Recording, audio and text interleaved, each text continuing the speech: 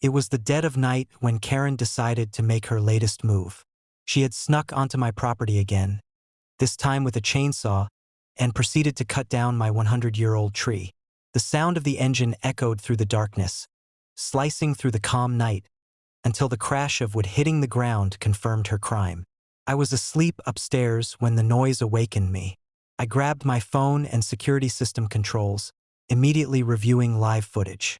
There she was, chainsaw in hand, cutting into the massive trunk of a tree that had stood for a century, a landmark on my property. I calmly dressed and walked outside, knowing full well what she was attempting. Karen had a pattern: disregard for rules, blatant trespassing, and an obsession with asserting control over property that wasn't hers. What she didn't anticipate was the legal and practical trap she had stepped into.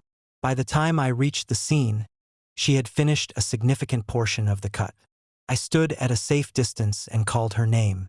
"Karen," I said firmly, "you are trespassing and committing a felony.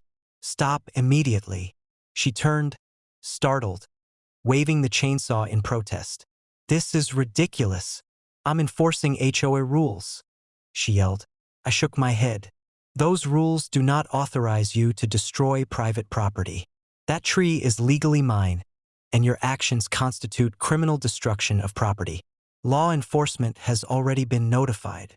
Karen froze, realizing too late that her assumption of impunity was entirely wrong. I had preloaded notifications to the local sheriff and documented every moment via cameras positioned around the tree. The evidence was undeniable. Karen had trespassed, cut down a century-old tree, and endangered property and potential lives. When the sheriff arrived, Karen tried to argue, claiming she was protecting the community. The officer, reviewing the footage, shook his head. "Ma'am, you've committed a felony: trespassing, property destruction, and endangerment. You're under arrest." Karen's face paled.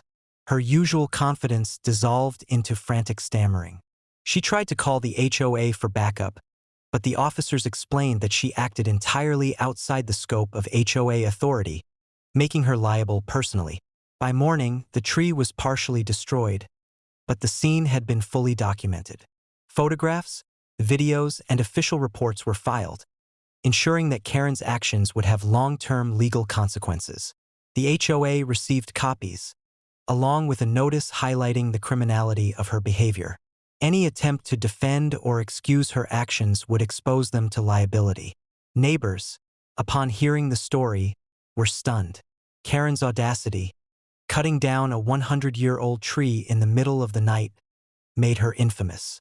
She had overstepped her bounds spectacularly, creating a permanent mark of infamy on her reputation.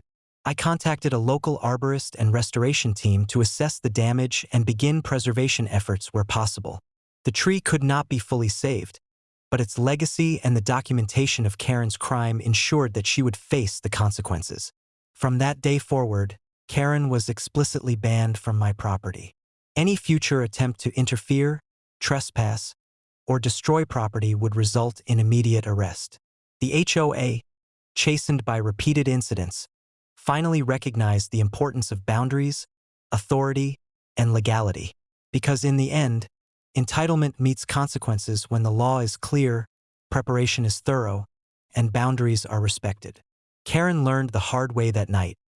Breaking the law for petty HOA control can result in felony charges, public humiliation, and irreversible damage to one's reputation.